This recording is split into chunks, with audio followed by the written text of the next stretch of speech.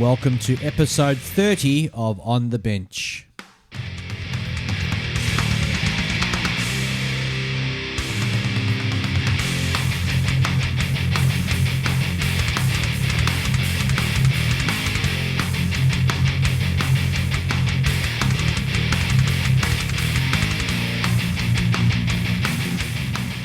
On the Bench is the world's only podcast for scale modelers by scale modelers.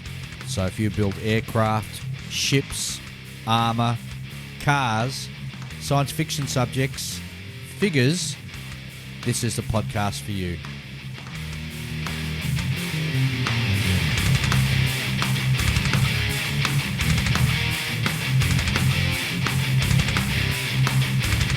On the Bench is a fortnightly podcast available on iTunes, Stitcher, and all good podcast apps. Don't forget to mark us as your favourite so you never miss a show. And while you're there, leave a rating. That just helps other people find the show as well.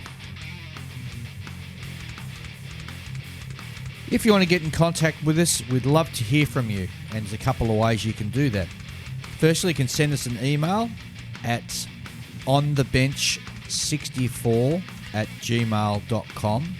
Alternatively, just pop in the words On the Bench into Facebook and that'll take you directly to our page.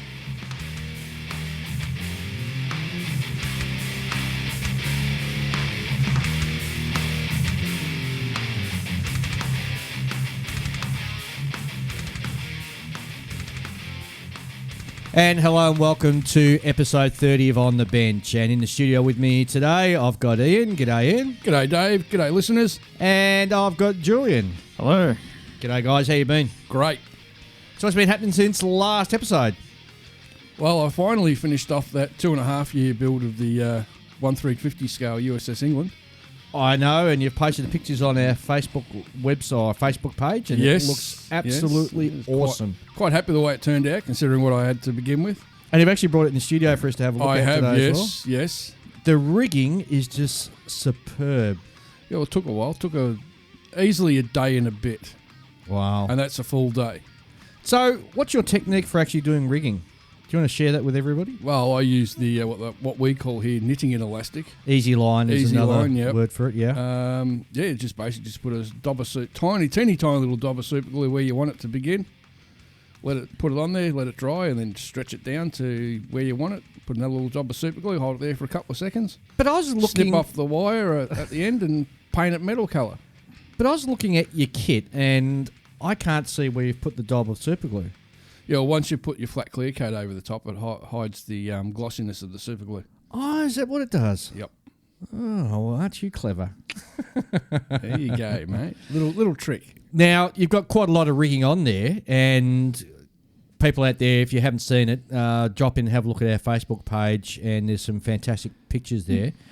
But the mast, you just did the normal plastic kit? I used the main mast was plastic. Yep. The stays I made out of just very thin stretched styrene. Yep. And the cross brace, is it the cross brace one that goes across the T? Yeah, that sounds like all right. Yeah, that was photo etch. As I say, that's a really harrowing thing to look at. It really is. Like I look at it and it looks like it's going to break by itself.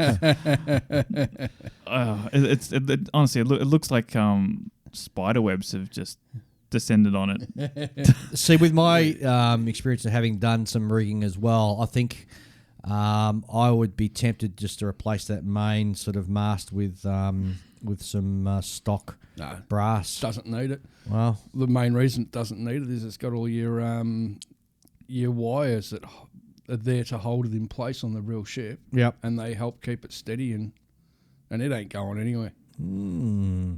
Looks gorgeous. Lovely finish. Thank you. Pretty so dark. It is. Ship, yeah. It is a very dark ship. Hard to see the detail. Well, that's what you get with measure 42, I think it is. It could be, yeah. Yeah, measure 42, that dark sort of... dark sea blue. Oh, what was it? A grey blue colour? Yeah, the US Navy used. It's the kind of thing that gives, classic Panzer Grey a run for its money, isn't it? Yeah, definitely. Most definitely. But no, I painted it all up just using the guns colours and weathered it with the AK and the MiG weathering Yep. All right. system, and yeah.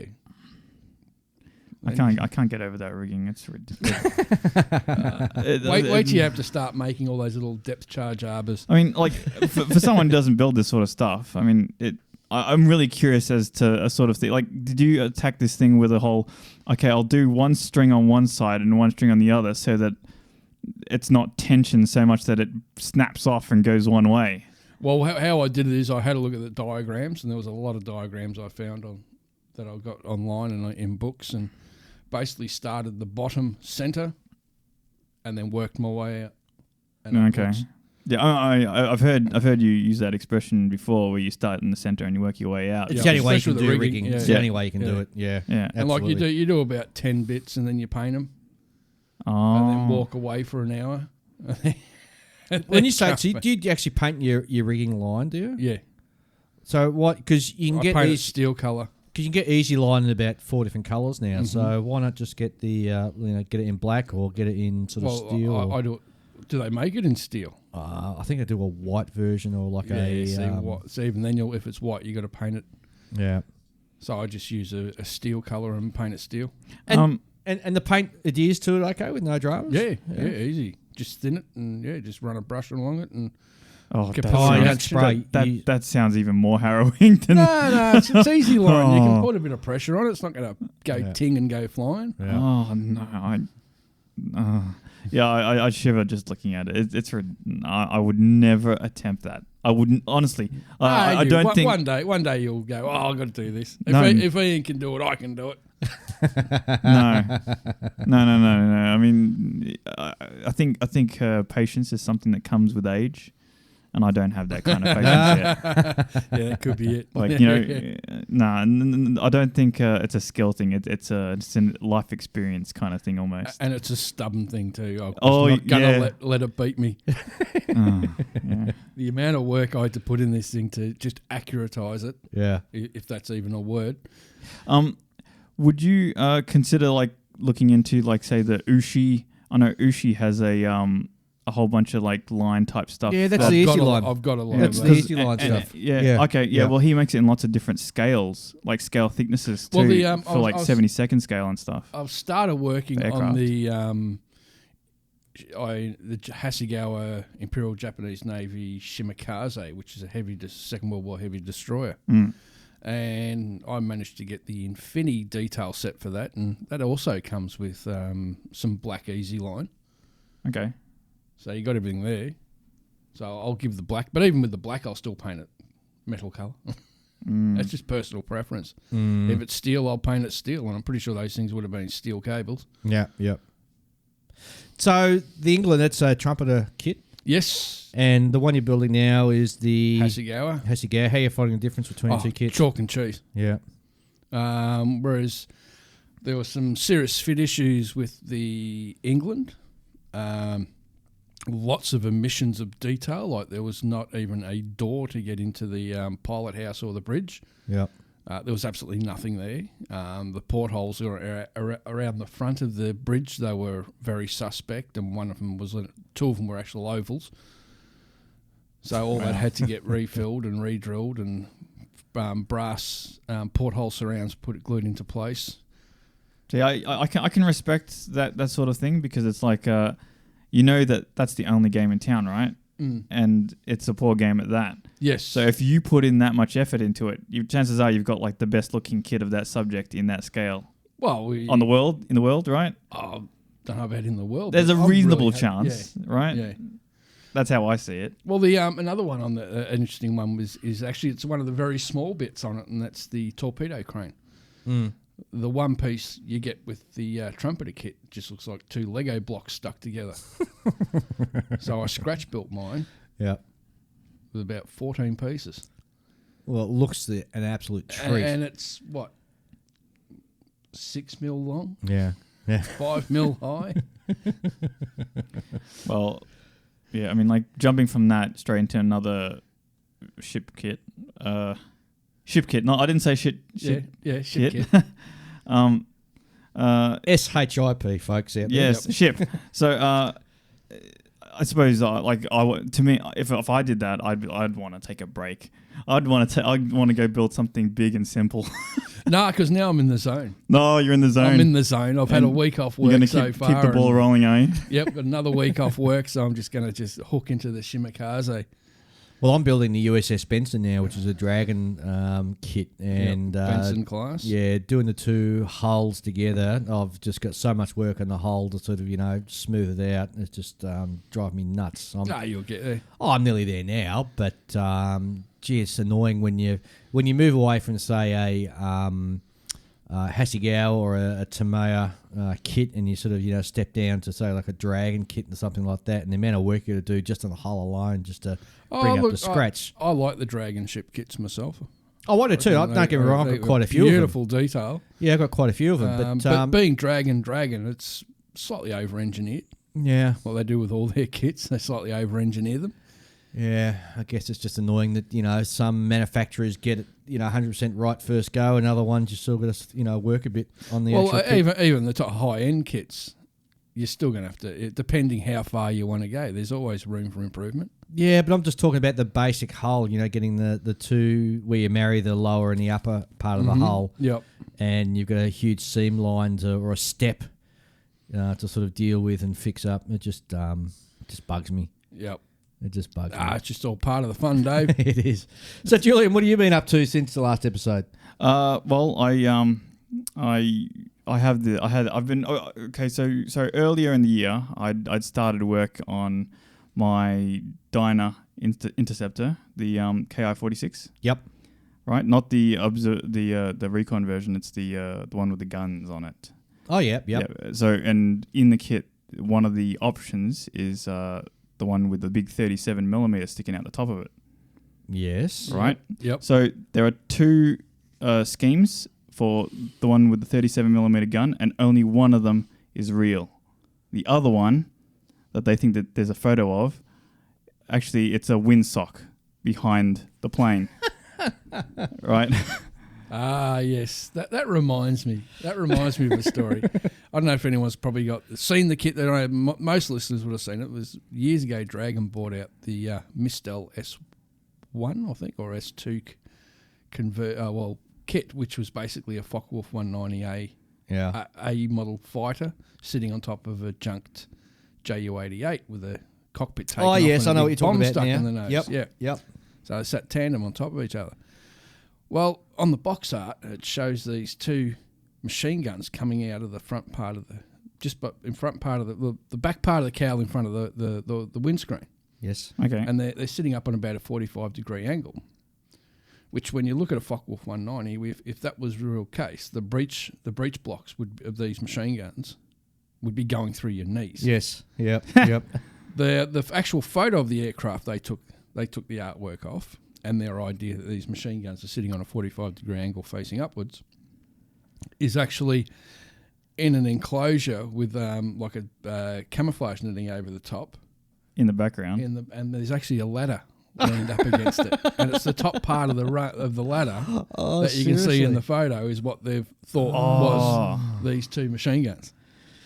Just misinterpreting photos. So anyone who's building one of those, don't put the machine guns up at a 45-degree angle. Bom. Most of the times, they actually remove the guns altogether. Oh, God. Well, they would have, wouldn't they? What's the point of having the guns in anyway? Exactly. It's not as if you can manoeuvre with a Ju-88 bolted to the bottom of you. Strapped to the bottom of your aircraft. Exactly. So sorry, Julian, I was digressing. We can it's great that we can address these topics. I mean, when's the next time we're going to talk about this sort of thing? Yeah, well, true. Maybe never. Yeah. So we may as well run with it. So I've got my KO-46, and there's the one with the 37mm gun that points directly upwards, kind of thing. Or it's on an angle actually, but it's a fairly almost vertical angle. Yep. And it's designed to shoot upwards into bombers or something. There's slanted music. Yeah. Like the German Luftwaffe used in... Schrag music. Yeah, they used that in the... which I think means jazz music. No, slanted music it was. No, jazz. No, I thought... Whatever. No, it's an important point. Oh, is it? I'm pretty sure it's slanted music. I was pretty sure it was Well, jazz. if They any of called our it listeners know jazz for music. sure, they can write in and let us know. See who's right, Dave or Ian. But anyway, they put that in the ME 110s, didn't they? And Yes. it was a forward firing, and they'd come underneath the bomb stream at night time, night fighter. I think the ME410s also had a similar setup. Yep. Yeah, I think so. They had them on like rotating things on the side, I think. Oh, yeah, no, that wasn't for Some of them night did. fighter stuff though. Mm. Yeah. The HE 219 also had guns pointing upwards, Yes, the And they were- 219 did. and Yes. they removed them later on because they would break the back of it. Oh, the aircraft. Yeah. Seriously. Well, it's all right to sort of have the guns pointing forward, and if the shock of them can slow the plane down when they fire. But if they're firing up, that's not very conducive to all the forces of the plane and aluminium airframes, and they're very big guns. I forgot why. I digress anyway. So yeah, I'm just saying that the Germans had a similar sort of system to what the Japanese had. Yep. Yeah. Yeah, it's been tried a few times. Yeah. Yeah. Well, when you think about it, it's very similar to the Defiant, the Bolton Paul Defiant. Yeah. Which was a dog of an aircraft. Yeah.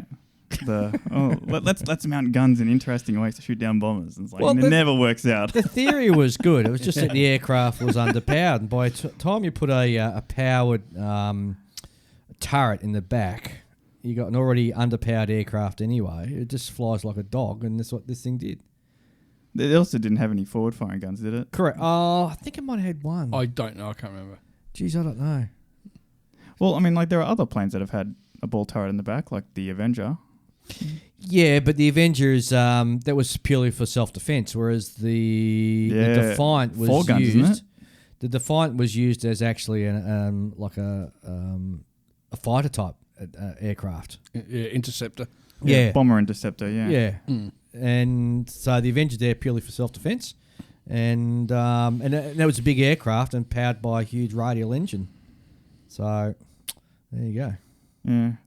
There were some variants of the IL-2 Stormovic that also had a ball turret in the back. I've never seen a ball turret in the Stormovic. It's like an experimental thing, I believe. Okay. Yeah, experimental thing. And after, in the end, they were like, "No, we'll just give the guy one gun, and we won't even give him a seatbelt." He just squats in a hole in the back there with a lap belt. There's no seat. There's nothing. Oh, and he always has to fill his pockets with rocks, so he's got something to throw at the enemy. Well, at least the planes. I don't think the planes that the IL-2 did much, sort of inverted type stuff. Otherwise, he'd fall out. Yeah, exactly. The low level, this is so that the guy in the back can actually shoot at everything. Yes. Anyway, I'm getting away from what I was originally talking about. Yeah. So my Dyna Interceptor. Your Dyna's done. Yeah. So there's only one. There are 3 photos of the only plane that we know of that had this upward firing gun. Yep. And so that's the one I did. And what colour is that? Green or brown? well, here's the thing. Like I did it. I did it in. I sort of consulted with Robert, who we had on last episode. Yep. And I ended up sort of taking what he had to say and sort of went in a direction where I was like, okay, well, he sort of informed me that the color that it was often looks brown when you see it near like green grass, but when near brown type grass or something or some other sort of brown background, it looks green. So it's a real olive colour. That's how I sort of went with it. And so I picked the most olive drab that I could find in my paint sets. So I forget which guns it was. It was from the Mr. Hobby line. Yep. And I just picked the one that looked the most olive and the least green. Right. Yeah. So I went with that, and it looks good. Cool. It looks good. Everyone who's seen it so far thought it was a really good rendition of the subject. Oh, they're just saying to be nice to you, Julian. I know. Well, you have to put some photos of it up I on can't our trust Facebook anything page. that they say. Yeah, actually, good point. You put some photos up on their Yes, Facebook page. I will. So And with that Thunderbolt you built? yes, I will definitely. I do think my P47 is a better build like a better sort of. I'm much more happy with it Yep. than I am with this Dyna. But the Dyna is a different kind of plane. You Correct. know? Yep. Totally You different. know, it's got like all the yellow leading edges that everybody hates, and Well, put it up there and let our listeners be the judge. yeah, it may be a little while before I do that because I want to photograph it properly, and I do have I have purchased a camera, so I'll be tinkering with my photographic skills, and when I do it properly, you'll see it.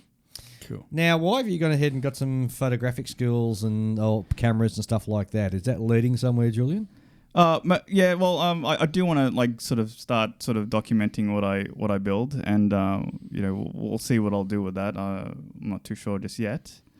But also, I like buying stuff. There is that. That's what model kits are for. Nothing like a bit of consumerism. I do like buying stuff, and for our listeners, if you're interested in sort of photographing your models, I suggest you go looking for lighting for when you're doing your lighting of your models Subject. and with all the taking your photographing somewhat seriously. Yep.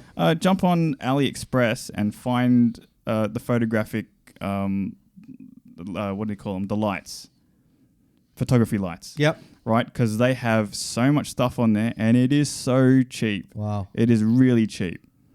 Are you going to have to reconfigure it for Australian power, or is it battery operated? Most of these things are battery operated. They're the kind that go up on stands, Yep. and they're designed that way so that you can like shoot photos of people on location. You don't have to worry about plugging in somewhere. Yeah, that's often how they do it. They have like essentially like the Sony battery packs that you would normally attach to cameras and other things. They go straight in the back of it, but you can also plug them in if you decide to opt for because they package them in different ways. There's like you can buy the light by itself, or you can buy the light with a stand, and light with the battery, or light with the power pack. You're saying super cheap? Really cheap, like ridiculously cheap, like $40 for like one light. You can buy them in pairs. You can buy 4 of them in one go. You know, it's like one of the packs there is 4 lights with 4 stands, 4 batteries, and that was going for like something like $250 or something like that. Sounds like it'd be a good cheap alternative for lighting your desk up, your workbench as well. Yeah, I mean that's part of the reason why I bought one of these because at the moment the lamp that I've got over my work area, it just isn't very bright. It's a $60 light. You would most people don't expect too much, and you pay $60 for a light, and it looks okay. It's black and it sits in the corner there, and what you're supposed to read a book under it or something like that. But if you want to build models and you need a lot of lighting to see what you're doing, then there's not too much around. Especially when you start hooking into those ships. Yeah, I mean, like like everyone's going LED now, but a lot of these LED desk lamps, they're not very, very bright, No, that's right, they're not. I mean, in the past, you could sort of go, okay, well, I'm going to do some modeling, so I'll buy a lamp that takes a bulb, and you just go out and you buy a really bright bulb. Yeah, buy a daylight globe. Yeah. Yeah, and that's an interesting point because LED lights put out a sort of a bright white light, which when you're sort of painting can give you sort of the wrong distortion of colour. Mm-hmm. Worse trying to do it under a yellow light. Yeah, fluoro tubes, they have a different light again, and against incandescent globes, which have a different light yet again. Yeah. So at least with your photography lights, right? You can at least there are color temperature ratings. You can see exactly what you're going to get before you buy it. Okay. And some of them are actually variable, because what they'll have is they'll stagger the actual LEDs in the light, right? So half of them will be white and half of them will be like an ambery color. Yeah. And you can fiddle with them to get different light. Yeah, to a degree. Yeah. I mean, like I imagine like you get more variability when you pay for more expensive lights. Yeah. Yeah. And there's cheap ones and there's expensive ones, and you got to sort of go, well, yeah, I mean the cheap ones are cheap, Do I want to buy better than this? No, because I could. Right, it's like sort of like you spend $40 on one light, or you can buy like a really high end one for $500. Yeah. And it's like, well, that's a lot of model kits. So the moral of the story is to do a bit of Eyes shopping on the prize. around. We're still modelers here. Even though if we like to photograph them really well, we're still going to prioritize our modeling. Well, speaking of modelers, what I've been up to the last fortnight is I've finally moved forward on my plan to start building 1/72 scale bombers. And with that in mind, I've purchased 2 kits already, both Airfix kits. The first one was the Avro Vulcan. Let me just reach over and grab it. And also the Handley Page Victor B Mark II. So the Victor is an absolutely awesome looking kit. I got a bit of a shock when I opened up the Avro Vulcan though, because it's raised panel lines, and I went, oh no!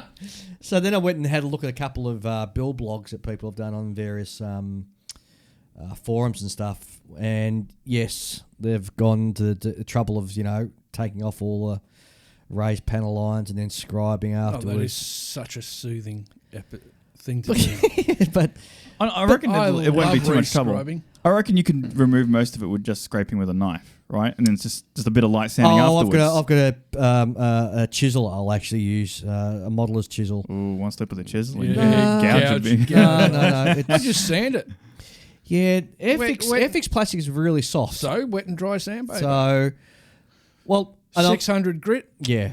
knock it over in no time. Oh, I'd go down even to 800 grit, actually. Knock it over in no time. And, Yeah. and the good thing about it is with most of these plastics, once you sand away the panel line, it leaves a ghost image. Yeah. And then you just rescribe over the top of the ghost image. Well, I'm not even going to bother rescribing because, and this is my theory, so Get it's a big scriber so you can pretend it's Matchbox. And you go, I got a Matchbox kit. See how deep and big these panel lines are?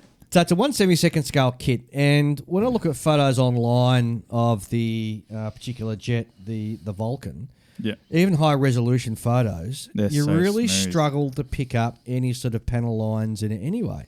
Mm. So I'm figuring, well, I'm not entering it in for competition. It's just getting in my collection, and Yep. and it'll be a 1 foot model. Is it going to be camouflaged or white? No camouflage. You got I to do could the do a camouflage. white one. Well, I might do the white one with the Victor, and the other one I've got to get in the V-Bomber range is the Valiant. So the Valiants were white, so I might do the Valiant in the white. All right. Well, also, with camouflage, the more intricate and detailed the camouflage is, the less you see of your panel lines, right? Also, with the Victor, did they also... I'm pretty sure I've seen those in like a desert Yes. yellow. They were used during the Desert War Yeah. as tankers, because that was its secondary role. It actually became an aerial tanker, and you're right. There is like a sort of a dust sort of colour Yep. on top, and I think part of the underneath was white from memory. So that's another That'd be a choice you've nice got. scheme, yeah. Yeah, That way you can have 3 V-bombers in 3 totally different schemes. and then the next things I've got to get is just a B2, a B1, B58, B52.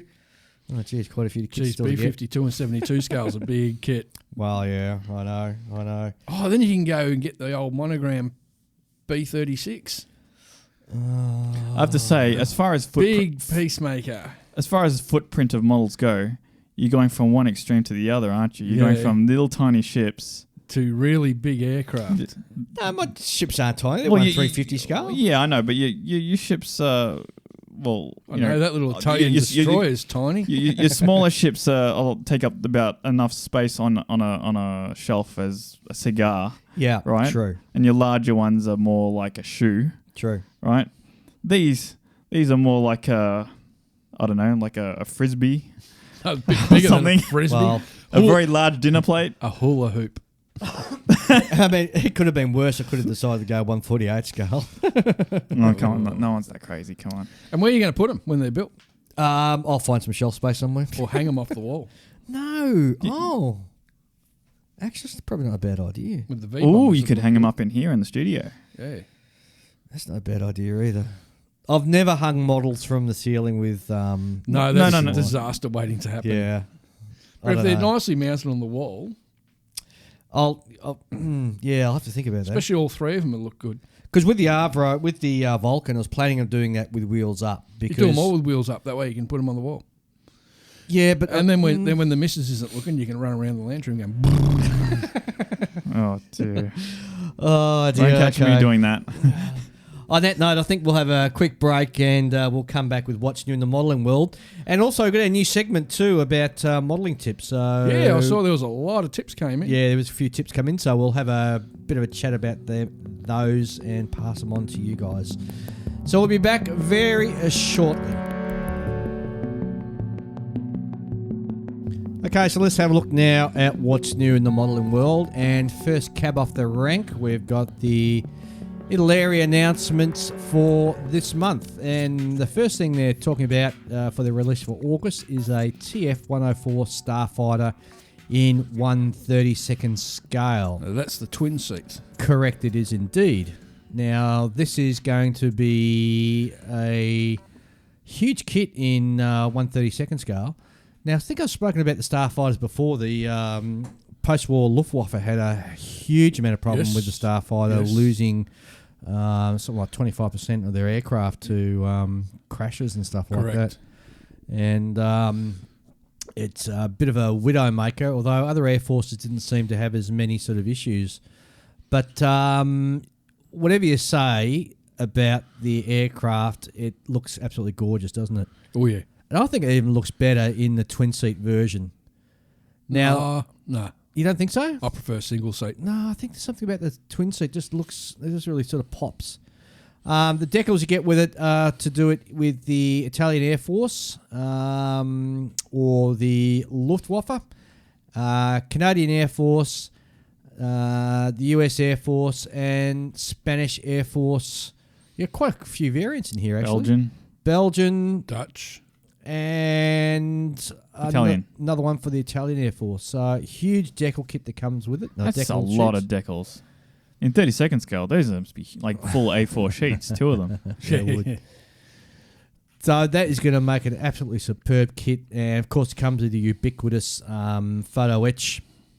So, yeah, it just looks it's going to be gorgeous. I can't wait to sort of see some of them built and up on the social media websites and some of the forums. Next from Italeri, we've got a Renault AE500 Magnum truck, 1/24th scale. Coming at a price of about €61. So do your local calculations for that. You know, when I was at school, building trucks used to be a really big thing.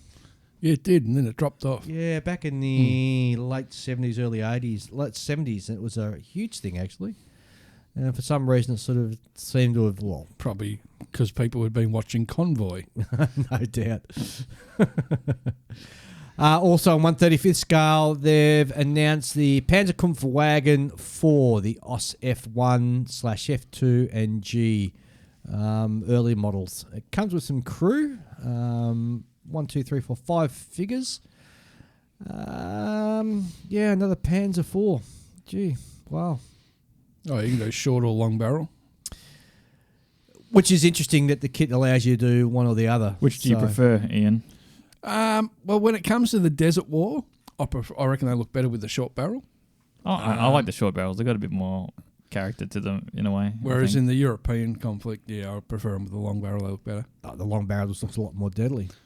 It does. It does. But I know the short barrel kind of reminds me of like the Petard mortar kind of thing on the Churchills and stuff. It's like, here's a gun that's so big that we couldn't even afford to give it a full-length barrel. Yes. That's how I sort of see it, yeah. Oh, yeah, rubber tracks. Unfortunately, yes. So for those of you who enjoy rubber tracks, you're going to be jumping for joy. For those of us who don't, you have to go out and buy yourself some aftermarket tracks for it. Well, there's plenty around there that plenty of companies around that do aftermarket tracks. Oh, yeah, so definitely. You won't have any trouble. In 1/48 scale is an F-16A Fighting Falcon. Price is about €30.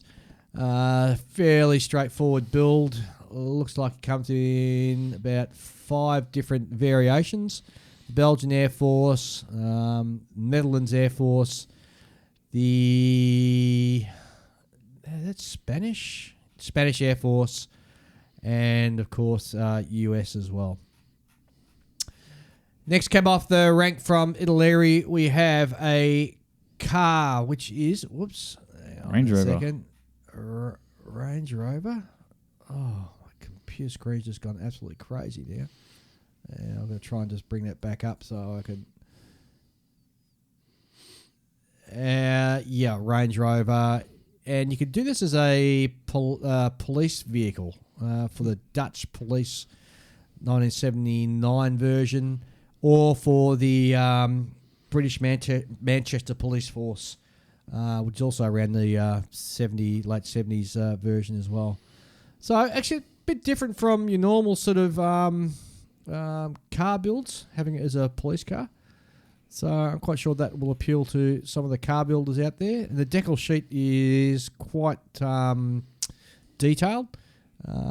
Gives all the decals along the side to fit it out as a police car. I think it might sell fairly well. I mean, I think people often remember the way police cars were when they were young. Yeah. You know, they often have a kind of look about them that you don't sort of see in cars nowadays, kind of a thing. Yes. I'm sure it'll be the same for younger generations, you know. Yes. Next cab off the rank, also from Italeri, is an A7E Corsair 2. Had to be one of my favourite aircraft of all time.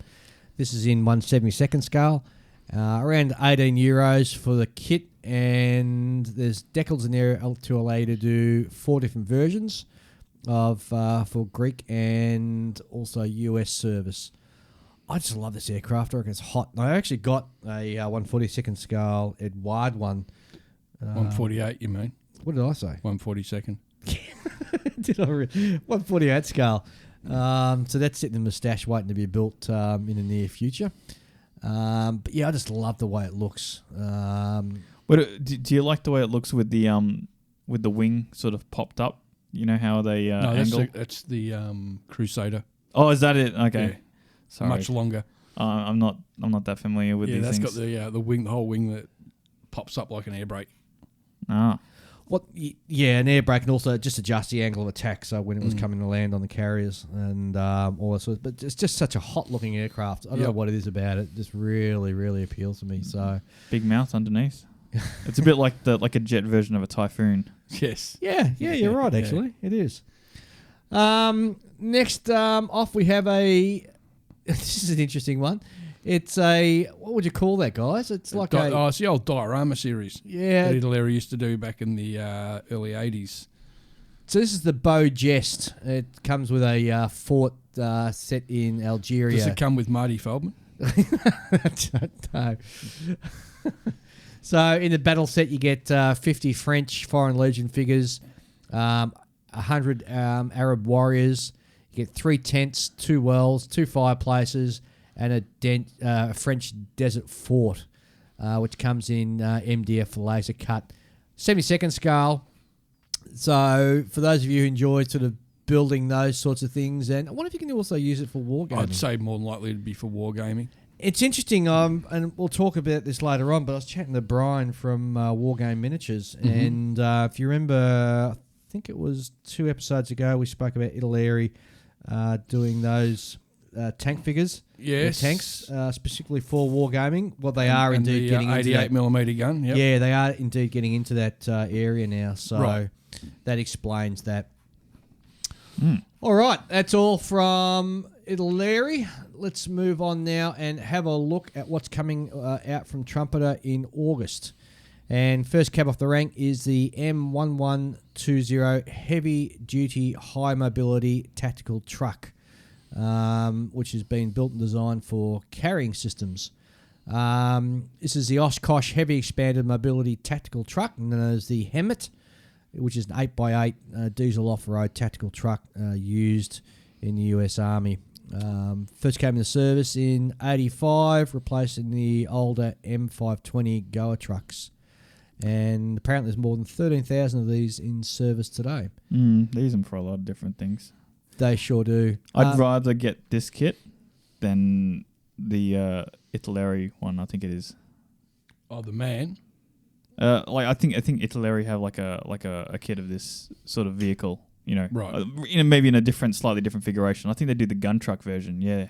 Oh, okay. Yeah, the gun truck version with the, sort of hastily put together tray type thing in the back with the guns sticking out of it. What Marty built. Yes.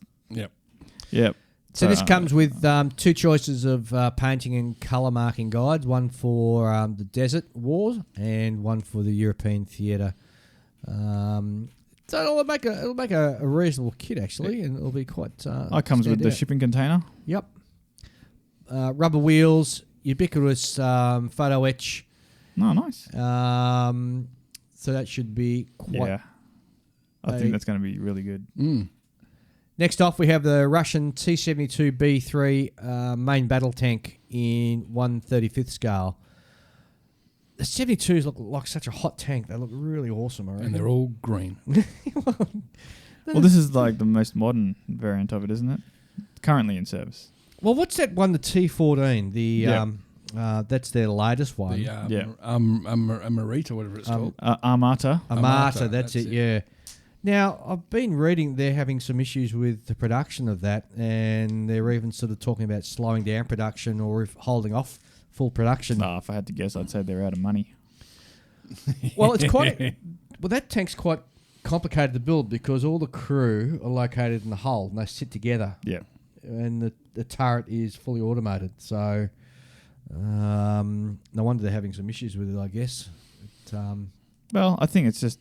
It's incredibly big. Like, if you compare it to these things, the T-72s and the T-90s, it's like a third larger. I didn't think the Armata was that big. Yeah, there are photos from the parade, the Russian victory parade, not victory parade, but the parade thing. Where it shows one broken down. No, that was actually, it didn't actually break down. What happened was the guy who was driving it or whatever didn't know what he was doing, and he put the handbrake on, basically. Oh, okay. And they towed it out of there because they didn't realise that he left it on. Good career move for that particular tanker. Yeah. Especially during the May Day parade. Into the gulag with him. Whoops. Yes, Siberian salt mines. Yeah, posted in Siberia. It's like, was it getting posted like in getting posted to the Eastern Front? Yes. Off to the Eastern Front with you. It's a similar thing in Russia. Exactly. Okay, so this kit, the T-72, comes with over 1,400 parts, which is a huge part count. 3 extra parts. That is massive. Yeah. And 31 sprues. I'm thinking that part count's probably high because the tracks, they're probably counting each individual track. And there we go, the individual track links. Yeah. So that's probably why. Yeah. 180 individual track links. Yeah, because the tracks on those modern Russian tanks, they're actually quite hard to replicate in a model properly. Right. Sometimes they do it in a really sort of nasty sort of way where they get they attach the linkages that hold the tracks together. Yep. And attach that to the track as one piece. And then when they go around the sprockets and stuff, it doesn't look right. Yep. In 1/700 scale, we've got the US Navy Kitty Hawk aircraft carrier CV-63, which is... Oh, it's a pity it's being done in 1/700 scale, but anyway. So that's going to make a great little kit. Just a wide flight deck, isn't it? Yeah, it is. It is. And, with the Nimitz ones as well, they're pretty much the same. And the new Fords as well. Yep. They're got a huge sort of thing. What's this one? What era is this depicted in? This one is built for or depicted in the 1992 Gulf War. Okay. So you'll be able to... That's nice and relevant. Comes with... and this is what I hate about aircraft carriers and not Trump enough aircraft. Well, not only not enough aircraft, but they do the aircraft in the clear plastic. Don't mind that. Oh, I hate it. I prefer the clear plastic. No. Because that way you can at least... you got clear canopies. Yeah, but you can... No, sorry. No, I prefer it. I'm not there with you. No, my gripe always is with aircraft carrier kits is you never get the full complement of aircraft. Yeah, that's true. Like the Fujimi 1/350 scale Shikaku only comes with 3 of each aircraft, 9 aircraft all up. Well, I think the USS Independence that I'm building, which is the Dragon one off the top of my head. Yes. That comes with 12 aircraft. Which is still not enough. No, it's not. I'll probably have to buy another couple of boxes. But Well, I think I bought 9 extra boxes for the Yorktown. it depends whether you want to have them, display all the aircraft on top or... Yeah. So just... Yeah, I wonder how many modelers would actually think, oh, they've given me too many aircraft. I can't be bothered painting all of these. I'd be a few. There'd be a few out there. There's always going to be someone. Like, I'm just thinking how much fun I'm going to have doing the interiors on some of these aircraft. You're going to go down to that level in 1/350 scale? Yeah, look at the detail sets for interiors for the aircraft. Are you do you put like the photo, when they give you the photo etch for the canopy frames, do you do that? No, I hate that. I reckon it looks so stupid. They're always out of scale. Yeah. I prefer to paint. It looks dumb. I'd rather paint the canopies. Or you can actually get decals for canopies as well now. I'll paint them. I'm trying to think of the manufacturer that does decals for modern US jet fighters in 1/350 scale. That doesn't count, does it? There's only going to be like one canopy frame. White Ensign models, I think it was. Mm-hmm. They did it. And I've got a couple of decal sheets. So Right. yeah. So it'll save me painting them. It's not like say you're doing like B-25s, like Doolittle Raid, sitting on the carrier deck, and each one of them's got like the nice little bird cage canopies. Yes. That'd be fun. That'll be lots of fun. Next up from Trumpeter, we've got and I've never heard of this particular vehicle. It's a 2S23 Nona SVK 120mm self-propelled howitzer, sitting on a 8-wheel drive armoured vehicle.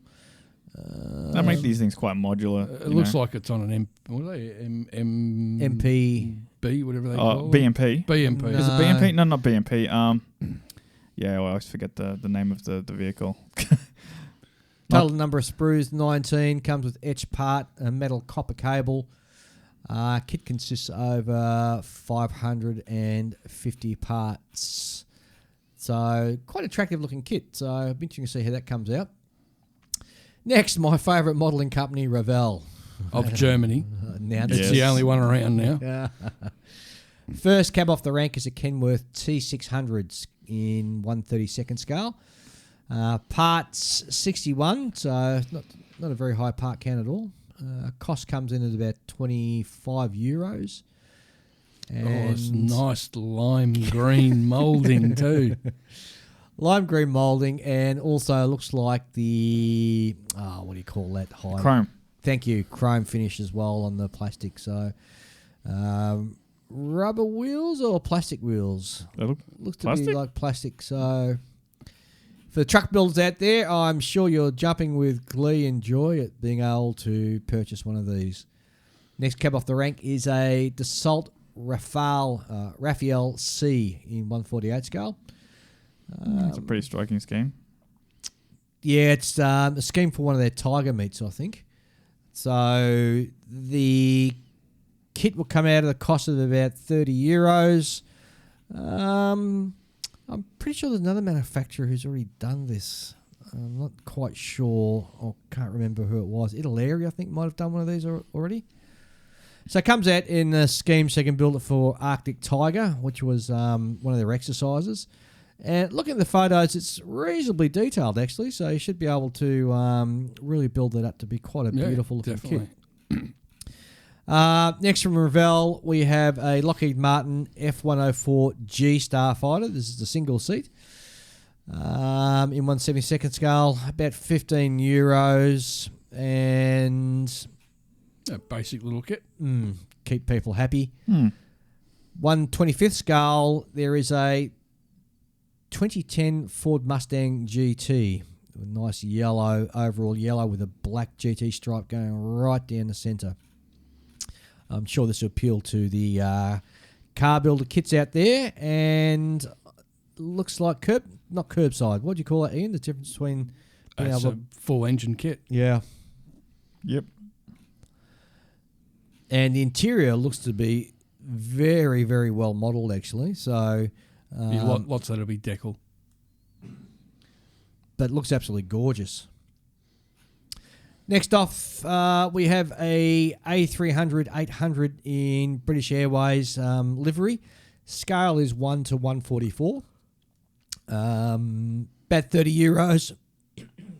me.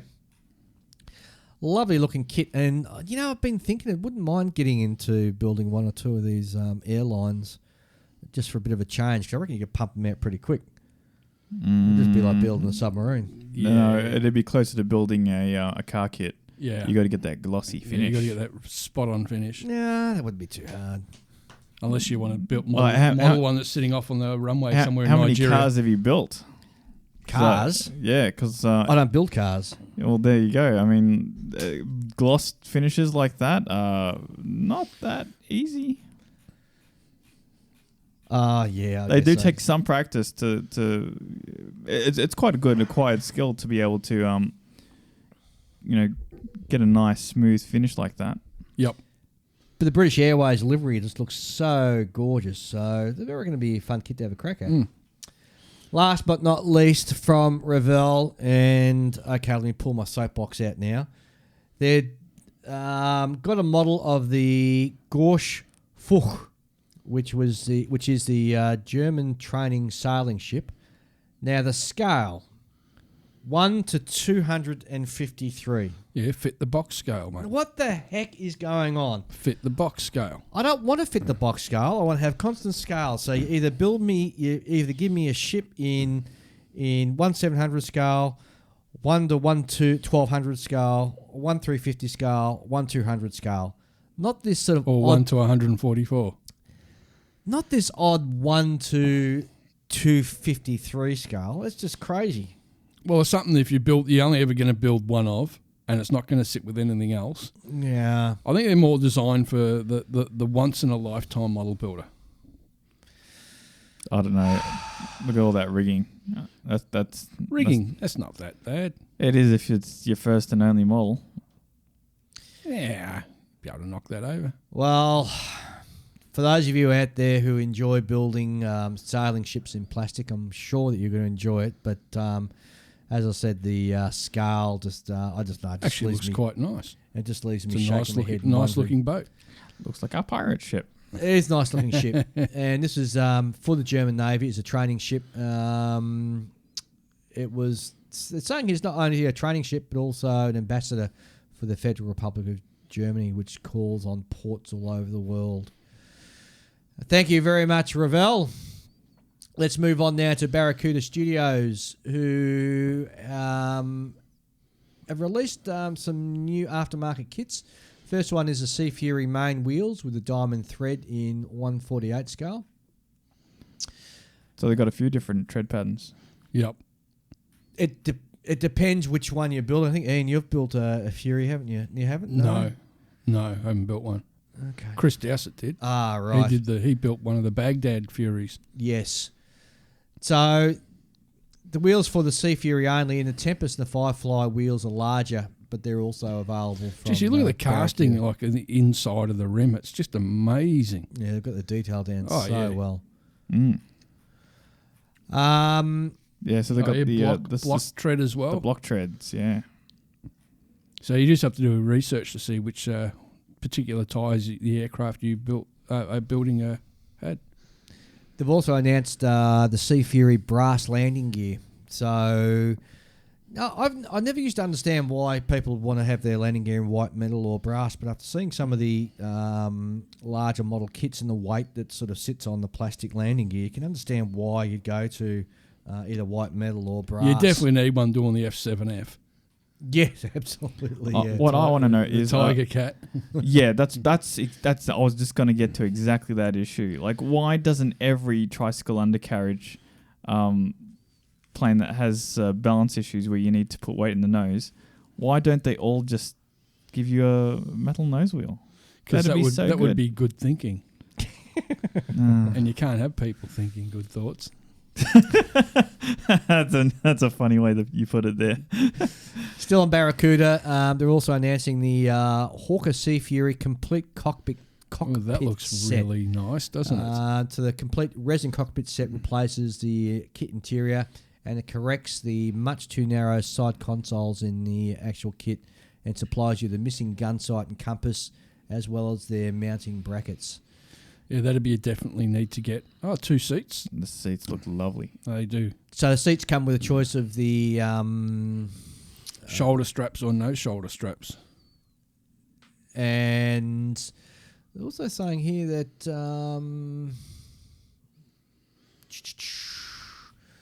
no, yeah, you're right. So you can either have the have it with the straps hanging from the back of the seat, or just sitting in the seat tub. So cool. Moving on, we have the P51 Diamond Tread main wheels. These are in 32 scale. They are. Now the tyres come separate from the actual rims, which you cut away and insert into the tyres on one side, but the other side has it already in. So I guess it just helps facilitate with the actual building of the putting the landing gear together. It can also help, make it easier to paint the tyre from the hub. Yep. Yeah, but on one side you've actually it's already comes with it, so you still got to do quite a bit of masking and everything. Oh, anyway. not really. Masking wheels is easy. I'm not a big fan. A toothpick and a very sharp knife. Well, lately, in 48 scale, I mean, I just brush paint the tyre. I always airbrush them. Next, we've got some announcement from Starling Models with their 2018 kit catalogue. I'm excited about this. Oh, so am I. Because they've got some new ships coming out. Two ships I want to get, and a submarine. So first of all, they're doing the T-Class submarine, which is the first time anybody's done a T-Class, I think, in 1/350 scale. Yep. Terribly excited about that. That should be in for their autumn release 2018. And they're also doing the T-Class in 1/700 scale as well, for those of you who enjoy building in that size. The Algene class, fleet minesweeper is already out in 1/350, and they're taking orders for that. And the River class frigate in 1/350 is also out. Coming out later in winter 2018, it's the Northern Hemisphere winter, is going to be the Lock class frigate in 1/350. And then in 2019 is the Bay class frigate in 1/350. But more exciting also is the Grimsby class sloop in 1/700 and 1/350 scale, and both of those are coming out next year in 2019. That's a definite on the must-get list. For sure, the 1/350 scale one, absolutely. Are these plastic kits or resin kits? Resin, yeah, and they make quite a nice one. Oh, actually. They do. So that's all I've got from watching you. You guys got anything? No. No, not really. Nothing new from me. Okay. I've been too busy building. Yeah, me too. Forgetting to eat. That was about my main problem. Over Really? This week. Yeah. That's how you know you're having fun. You're having fun, that when you go out at about 4 o'clock and you finally need a break from doing this high detail work, you go out in the kitchen and there's your lunch sitting there from about 3 hours ago. Oh, no. That you've totally forgotten about. Well, it's not too bad of a sandwich. It was something hot and it's gone cold. It was hot and it went cold. So it was about 3 times in a row I just forgot to eat. Just got in the zone and just kept muddling. And off you went. Yeah, had the music cranked up to 11. Windows are rattling. That's another subject you talk about. What do you listen to or watch while you're modelling? I don't watch. I listen. Yeah, we should talk about that one day. Well, we can talk about it now. Oh, we can do, yeah. But I want to get on to the new segment we've got. All right, yep. Since we're running out of time. The new segment we've got, which is modelling tips. Hints and tips. So, back shortly.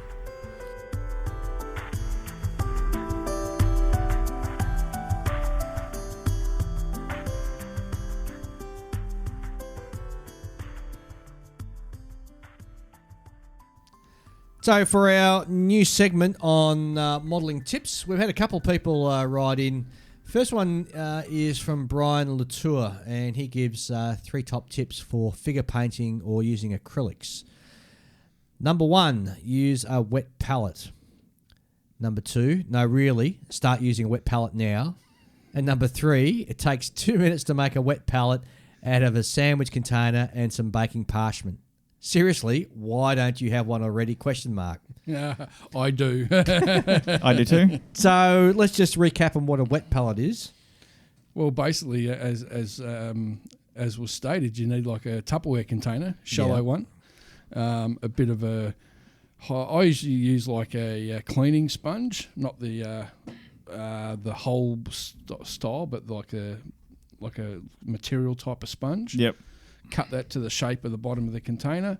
Get some baking powder, baking paper. Put that over the top. Put a bit of water in there. Let everything get nice and moist. And then pop your paint on top of that and use it, mix it, paint it. When you're finished with it, put the lid back on and stick it in the fridge. You basically... and your paint doesn't go off or dry out. No, it doesn't dry out. I mean, like, just say you're painting in one sitting, you'll probably lose half your paint to just drying. Yeah, exactly. Totally agree. And this keeps it. And if you put it in the fridge, it lasts even longer. Yep. Really? Yeah, same as glue, super glue. Okay. Well, I don't always put my super glue in the fridge. Okay. Lasts so much longer. So your wet pallet, so your paint sits on the paper. On the baking paper, yep. and which is moist. Damp. The baking paper's not moist. The cloth underneath is, isn't it? Yeah. Well, it comes through. Yeah, it comes through the paper. So just like a normal acrylic paint or something like that. Yeah, I use it with me Vallejo paints. Okay. Yeah, ideal for that. Perfect. Absolutely perfect. Because some colours you need to, like if you're doing like a whole heap of figures and you need to mix a colour. Yeah. Well, that way you mix a decent amount on your wet palette and you don't have to worry about trying to colour match it another day when you're doing your figures again. Yeah. You already have that specific colour. Well, the only problem with the wet palette is because when you put the lid on, what happens is the water you've got in the bottom there Moisture, will evaporate and collect sort of on the roof of it, and will also get too much into your paint to the point where it's so watery that you can't really use it anymore. Exactly, yeah. Right? It's almost so it's too wet to use rather than being too dry to use. Yes. But you can avoid this by, say, for example, leaving the lid ajar. Yep. So that you get less... Yes, less condensation inside. I mean, you might have to top it up like a little, add a bit more water using like a pipette or something like that in the morning, right? And that's... Or next time you go to use it. Easy peasy. Yep. Yeah, that's no big deal.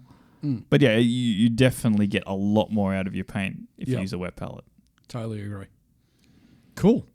Next tip comes from Ray Davis. And if you recall last...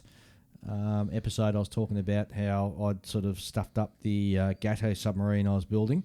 Yes. Ray came to the rescue with a tip for removing paint, and he's saying use Dettol. You can use Dettol neat and just sort of put it on, and or you can sort of mix it with say 40% Dettol, 60%, 40% water, 60% Dettol, and just drop the part in and leave it for about 24 hours and come back and just rinse it off and the paint's gone. Can you get Dettol in every part of the water? Yeah, you can. Ray actually comes from North America, so it's a product that's sort of known. It's a disinfectant for if you're from some...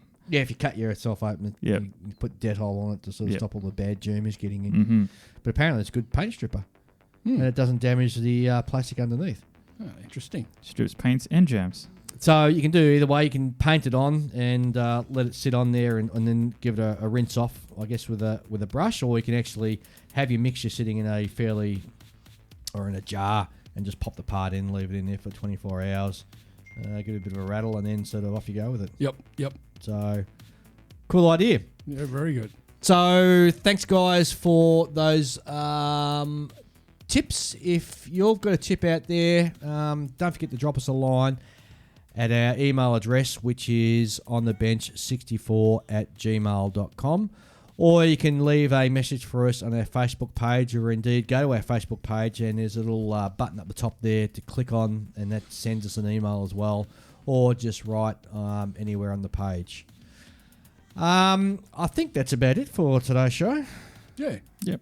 Went quickly. It did. It did. The only exciting thing is I've got some news coming up in the future about a locally based modelling company that we're looking to go into, where they're going to be providing us some new products and kits to have a look at.